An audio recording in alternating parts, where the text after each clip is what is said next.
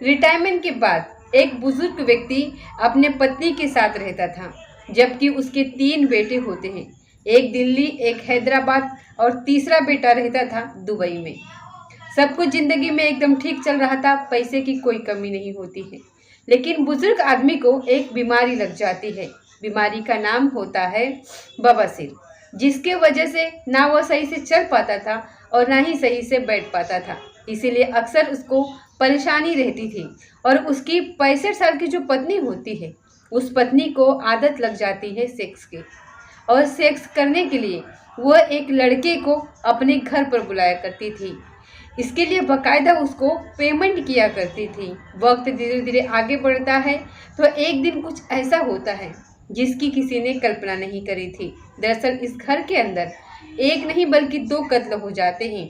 और इसी घटनाक्रम का जब खुलासा होता है तो लोगों को यकीन नहीं हो रहा था कि एक महिला को इतनी उम्र में, जिसकी उम्र 65 साल के आसपास है, और उसके बेटे से भी छोटी उम्र के लड़के से उसको प्यार हो जाता है।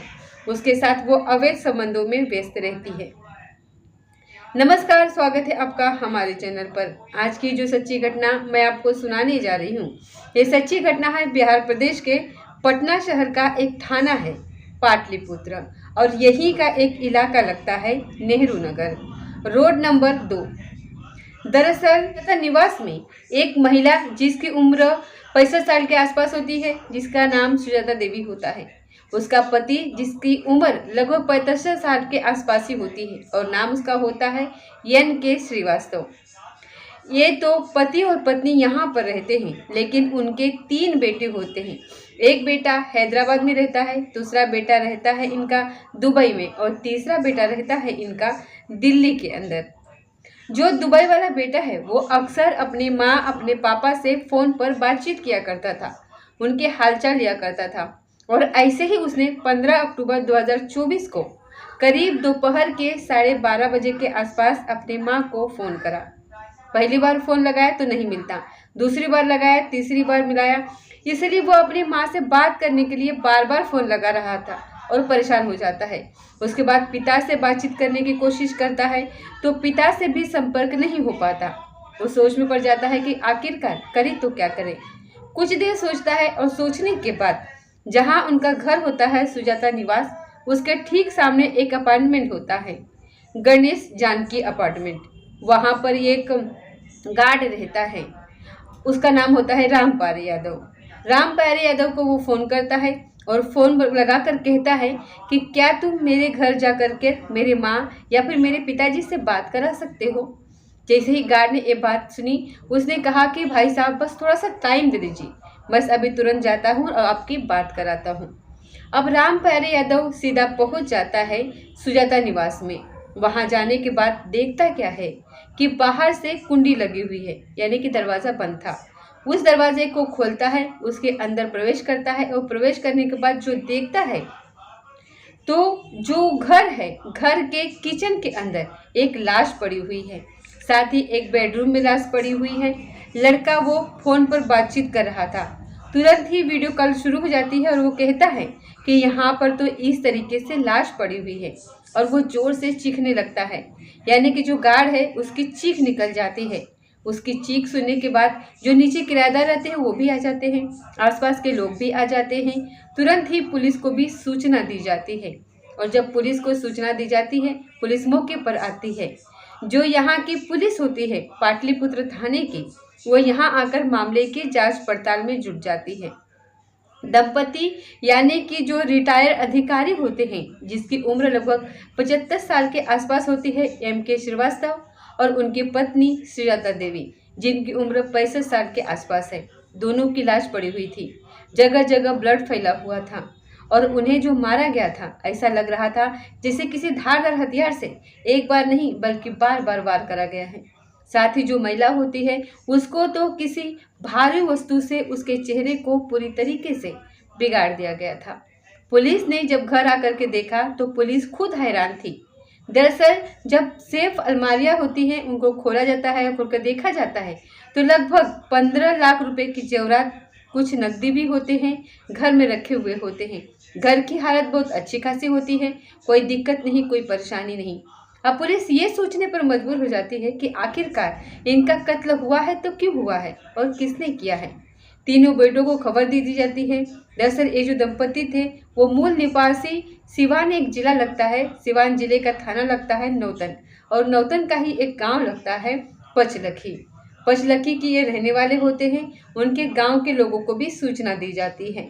सबके सब लोग वहां पर आते हैं। आसपास लोगों से जांच पड़ताल की जाती है, पूछताछ की जाती है, लेकिन किसी ने कुछ देखा ही नहीं था। अब पुलिस ने आसपास के जो सीसीटीवी कैमरे थे उनको देखना शुरू किया, लेकिन कहीं कोई सीसीटीवी कैमरा ऐसा मिला ही नहीं जिसके आधार पर ये कह सके कि आखिरकार कातिल कौन था और कत्ल क्यों हुआ। लेकिन जो सीडीआर होते हैं उसको निकलवाया जाता है ये पड़ताल करने के लिए, ये देखने के लिए कि आखिरकार इनका किसी से कोई मामला तो नहीं है, कोई दुश्मनी तो नहीं है। जब बच्चे भी आ जाते हैं, बच्चों से भी पूछताछ की जाती है, लेकिन कोई भी पुलिस को ऐसा एंगल नहीं मिल रहा था। 15 अक्टूबर के सुबह के लगभग आसपास की ये घटना होती है। दोपहर में पता चल जाती है पुलिस को, और पुलिस को लगातार ये पुलिस कोशिश कर रही थी। एसएसबी कई टीमें बनाती है, फोरेंसिक टीम यहाँ पर आती है, एक एक चीज़ को उठाती है, देखती है, लेकिन कुछ सफलता यहाँ नहीं मिल पाती। आखिरकार पुलिस को एक व्यक्ति आता है और आकर के कहता है कि लगभग 11 सेकंड की एक सीसीटीवी फुटेज है, हो सकता है कि आपको यहाँ से कुछ मदद मिल सके। अब पुलिस ने जब वो 11 सेकंड की रिकॉर्डिंग देखी तो उसे पता चलता है कि एक व्यक्ति है जो कि इन्हीं के घर की तरफ से आ रहा है, बाइक पर बैठा हुआ है, और जो उसके कपड़े थे वो कपड़ों की तो पहचान हो रही थी वो किस कलर के हैं, लेकिन वो कौन है इसकी पहचान नहीं हो पा रही थी। पुलिस के पास इसके अलावा कोई रास्ता भी नहीं था, और ये बिल्कुल पूरी तरीके से कह सकते हैं कि अंधा कत्ल था। ये जो डबल मर्डर है, इस डबल मर्डर का कातिल कौन है, पूरा शहर यानी कि पूरा पटना शहर इस बात को जानने की फिराक में जुट जाता है। रिश्तेदार, उनके बेटे, तीनों बेटे होते हैं, दिल्ली वाला, हैदराबाद वाला और साथ में दुबई वाला। अब इस मामले में पुलिस उस 11 सेकंड की रिकॉर्डिंग के आधार पर जो आसपास के जो मेन मुख्य रास्ते थे उन रास्तों पर लगे हुए सीसी कैमरे को देखा जाता है, तो पता चलता है कि एक व्यक्ति जो बाइक पर निकला है उसकी जो शर्ट का कलर था वो शर्ट के कलर के हिसाब से उस बाइक सवार को पहचानने की कोशिश की जाती है। तो पता चलता है कि उस बाइक सवार का नाम होता है अमित कुमार उर्फ टिंकू, जो कि राजीव नगर के रोड नंबर 27 पर वो रहता है, और नेहरू नगर में उसकी परचून इनकी किराना स्टोर होता है। जब आसपास के लोगों ने कहा कि ये तो अमित है, अमित उर्फ टिंकू, तो पुलिस इसके पास जाती है, क्योंकि अब एकमात्र क्राइम सब्सक्राइब था। पुलिस ने हालांकि कई लोगों को हिरासत में लिया था और वहां से कोई पुलिस को सफलता नहीं मिल पाई थी। पुलिस इससे पूछताछ करने लगती है, और पुलिस ने अंधेरे में तीर चलाया था, और अंधेरे में कुछ इस तरीके से तीर चलाया कि हमारे पास तुम्हारी रिकॉर्डिंग है, हमने तुम्हारी रिकॉर्डिंग देखी है और उसमें हमें कुछ अहम सबूत मिले हैं। शुरुआत में वो इधर उधर की बातें करने लगा, लेकिन पुलिस ने जब सख्ती से उससे पूछताछ करी तो उसने चौंकाने वाली बात बताई। दरअसल वो कहता है कि मैं अक्सर आंटी से बात करता था। उस लड़की की जो उम्र होती है वो लगभग 31 साल के आसपास होती है, और आंटी की जो उम्र थी वो लगभग 65 साल के आसपास होती है। आंटी की 3 बेटे होते हैं, तीनों बाहर रहते हैं, पति साथ रहता है, लेकिन पति को बवासीर नाम की बीमारी होती है जिसकी वजह से वह ठीक से चल नहीं पाता, जिसकी वजह से वो अक्सर आराम ही करते रहता है। अब इस लड़के को 15 अक्टूबर 2024 की सुबह लगभग 7:30 बजे के आसपास वह बुजुर्ग महिला ने फ़ोन किया कि तुम्हें घर आना है, तुमसे कुछ बात करनी है।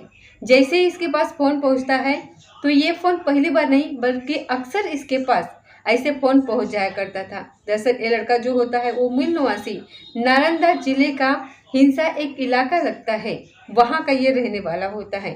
3 साल पहले ये यहाँ पर परचून की दुकान करने के लिए आया था, और 3 साल पहले ही सुजाता देवी से इसकी जानकारी हो गई थी। ऐसा पहली बार नहीं था, ऐसा अक्सर होता था। वो घर आता था और घर आने के बाद जो भी बुजुर्गों की मदद करता था बच्चे की तरह, इसी तरीके से मदद करके वो निकल जाया करता था। उसने ये बात भी बताने की कोशिश की, लेकिन पुलिस ने उससे कहा कि हमें आगे की जानकारी लेनी है, दरअसल आगे की क्या बातें हैं क्या नहीं। फिर जब उसने बोलना शुरू करा तो खुलकर उसने बताना शुरू कर दिया। दरअसल उसका कहना ये था कि मैं जब भी आता था मुझे कोई ना कोई इसमें मदद मिल जाया करती थी, पैसे मिल जाया करते थे और उस पैसे के बदले में उस महिला के साथ वो उससे अवैध संबंध बनाने होते थे। 15 अक्टूबर 2024 को जब उस महिला ने बुलाया तो लगभग 10:30 बजे के आसपास वो घर में के अंदर प्रवेश करता है और घर के अंदर प्रवेश करने के बाद उस महिला के साथ वो अवैध संबंध बना रहा था और घर के उस कमरे से कुछ अजीब तरीके से आवाज़ें आ रही थी और इन आवाज़ों को जो रिटायर अधिकारी होता है उसने सुन लिया और उसने हिम्मत जुटाई और वो किसी तकरीब से खड़ा होता है। खड़ा होने के बाद वो उस दरवाजे की तरफ जाता है और जाके जब देख रहा था तो अपने ही पत्नी को उस लड़के के साथ आपत्तिजनक स्थिति में वो देख लेता है और इतना देखने के बाद वो जितनी जोर से चीख सकता था, चिल्ला सकता था, उतनी जोर से वो चीखता है, चिल्लाता है ताकि इस शोर को सुनने के बाद आसपास के लोग भी आ जाएं। मगर ये पहली बार नहीं था। पति और पत्नी किसी भी बात को लेकर के अक्सर घर में झगड़ा करते रहते थे और उनके चीखने चिल्लाने की आवाज़ें अक्सर लोगों के पास तक जाया करती थी और क्योंकि रोज रोज के झगड़े होते थे तो इसलिए उन लोगों ने उस शोर को, उस चीख को किसी भी तरीके से कोई गंभीरता से नहीं लिया और मामूली रूप से लिया। उस लड़के यानी कि आमिर उर्फ टिंकू को लगता है कि अब कहीं ना कहीं ये बात खुल जाएगी, लोगों को पता चल जाएगी तो फिर बवाल हो जाएगा। इसीलिए वो बहुत तेजी के साथ उठता है और उठने के बाद उस बुजुर्ग आदमी के पास जाता है, उसको पकड़ता है और पकड़ने के बाद बेड पर पटक कर मार देता है। जैसे ही बेड पर पटक कर मारता है वहीं पास में एक तकिया रखा हुआ था, उस तकिए से उस बुजुर्ग आदमी का उसने जो सांसें थी उसको, आवाज़ों को, उसके चीख को रोकने की कोशिश करी ताकि वो चीखे ना। इससे पहले कि कुछ और कर पाता, जो सुजाता देवी होते हैं उस बुजुर्ग आदमी, उस रिटायर अधिकारी की जो पत्नी होती है वो रसोई में जाती है और रसोई में से जाकर के एक चाकू लाती है और चाकू लाने के बाद अपने ही पति के सीने में एक के बाद एक कई वार करती रहती है जब तक कि उसका पति मर नहीं जाता, तब तक वो ऐसे ही वार करती रहती है। वार करने के बाद वो अपने दोस्त, जो उसका जो दोस्त होता है अमित कुमार उस टिंकू से कहती हैं कि ये रोज रोज की जो समस्या है वो एकदम से ख़त्म हो चुकी है, तुम्हें परेशान होने की ज़रूरत नहीं है, कोई ना कोई रास्ता हम निकालेंगे और रास्ता निकल आएगा, सब कुछ ठीक हो जाएगा। इतना कहने के बाद उसने सीने में जो खंजर भोंका गया था उसको वो बाहर निकालती है। बाहर निकलने के बाद सीधा रसोई में जाती है और रसोई में जाने के बाद उस खंजर को वो पानी से धो रही थी, साफ कर रही थी। उसके जो हाथ थे वो हाथों को भी वो धोने की कोशिश कर रही थी। चाकू बिल्कुल बराबर में रखा हुआ था। इसी बीच में अमित देख रहा था उस औरत के हरकतों को कि किस तरीके से वो काम कर रही है। उसे लग ही नहीं रहा कि उसे कोई डर हो, कोई खौफ हो, तो वो डरने लगता है। उसे लगता है कि अगर ये बात कहीं बाहर वालों को पता चली तो वो दिन दूर नहीं जब वो जेल चला जाएगा। इसलिए उसने इस बूढ़ी औरत को भी मारना बहुत ज़रूरी है। जैसे उसने उस बूढ़ी औरत का मुंह दबाया जिससे वो चीख न सके, चिल्ला न सके, तब भी उस बूढ़ी औरत ने उसके हाथ में बहुत तेज़ी से काटा और उसकी भी चीख निकल आती है। अब वो इस लड़के को बहुत ज़्यादा गुस्सा आ जाता है। उस लड़के ने चाकू उठाया, उस महिला का गला रेत दिया। गला रेतते हुए उस महिला ने उसके फिर से काटा, उसके हाथों में फिर से खून निकल आता है। जब वो लगातार उसको चाकू से वार कर रहा था तो इसी बीच में एक दो चाकू उसे खुद को भी लग जाते हैं और वो महिला वहीं ज़मीन पर गिर जाती है। वहीं एक भारी वस्तु पड़ी हुई होती है, साथ ही कुछ ऐसे मसालों को कूटने वाला एक, जिसे मूसल टाइप कुछ बोलते हैं, वो भी खड़ा हुआ था। उस महिला को उससे इतना मारा गया कि जब तक उस महिला के प्राण नहीं निकल जाते तब तक वो उसको मारता ही रहता है। इसके बाद वो महिला की लाश वहाँ रसोई में पड़ी हुई होती है और जो बुजुर्ग आदमी था उसकी लाश पड़ी हुई थी बेडरूम के अंदर और वो सीधा उस महिला के पास फिर से जाता है और उसने हाथों में चूड़ियाँ पहनी हुई थी। उसमें सोने की चूड़ियाँ होती है। उसके पास जितनी भी ज्वेलरी थी, जितनी उसने पहनी हुई थी, उस ज्वेलरी को तो वो उतार लेता है। लेकिन वो आसपास के कमरों में जाता है, तलाश करने की कोशिश करता है, तो वहाँ पे चांदी के बर्तन, साथ ही उनके पास एंड्रॉयड मोबाइल थे, बहुत महंगे मोबाइल थे, उनको भी वो लेता है। और उनको लेने के बाद आराम से यहाँ से वो निकल जाता है। उसे लगता है कि शायद वो कभी पकड़ा नहीं जाएगा अब। इसके बाद सीधा वो पहुँच जाता है अपने दुकान पर और दुकान को वो खोलता है। शाम को यहाँ से जैसे ही रोज की तरह दुकान बंद करता है, एक सुनार के पास जाता है और सुनार के पास जो भी ज्वेलरी उसने वहाँ से उस महिला से ली थी, उस ज्वेलरी को वो सुनार को दे देता है और उसे कहता है कि मुझे कुछ पैसे की ज़रूरत है, यानी कि 1 लाख रुपए में वो ज्वेलरी को वो गिरवी रख देता है और मोबाइल को छुपा देता है। साथ ही वो अपने काम में बिजी हो जाता है। पुलिस को जैसे ही सूचना मिलती है, पुलिस लगातार इस मामले की जांच पड़ताल कर रही थी और जितने भी आसपास के लोग थे उनसे पूछताछ कर रही थी। इस दुकानदार से भी पूछताछ करी जाती है। पुलिस को शक ही नहीं था, आसपास के लोगों को बिल्कुल भी शक नहीं था कि इसके साथ कुछ ऐसा हुआ है। इस महिला से ये बातचीत करता था, वो लगातार 3 साल से चल आ रहा था। पुलिस ने जब सीडीआर निकलवाई तो इसमें कुछ असामान्य कुछ नहीं लग रहा था, सब कुछ बिल्कुल सामान्य लग रहा था। लेकिन पुलिस ने जब अंधेरे में तीर चलाए तो पता चल रहा था कि अवैध संबंधों के चलते इस बुजुर्ग महिला की हत्या हो जाती है, इसके पति की भी हत्या हो जाती है। पति की वो खुद हत्या करती है, जबकि उसकी हत्या उसका प्रेमी कर देता है।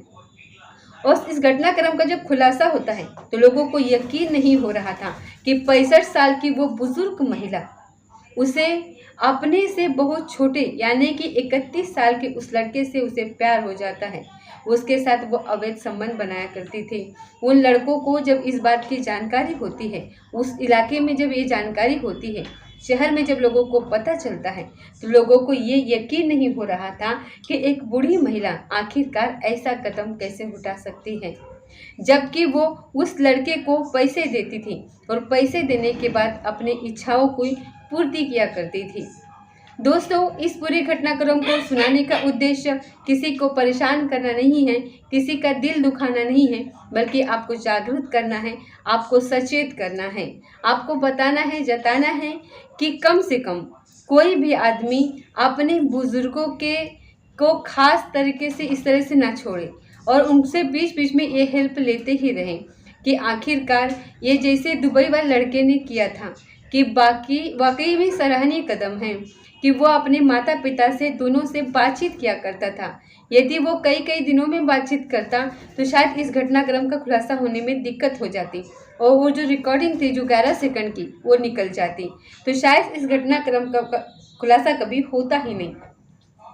तो दोस्तों, ये थी आज की सच्ची घटना। मिलते हैं अगली किसी सच्ची घटना के साथ, तब तक जय हिंद जय भारत। और आपको ये वीडियो अच्छी लगी हो तो वीडियो को एक लाइक और सब्सक्राइब जरूर कर दीजिएगा। जय हिंद जय भारत।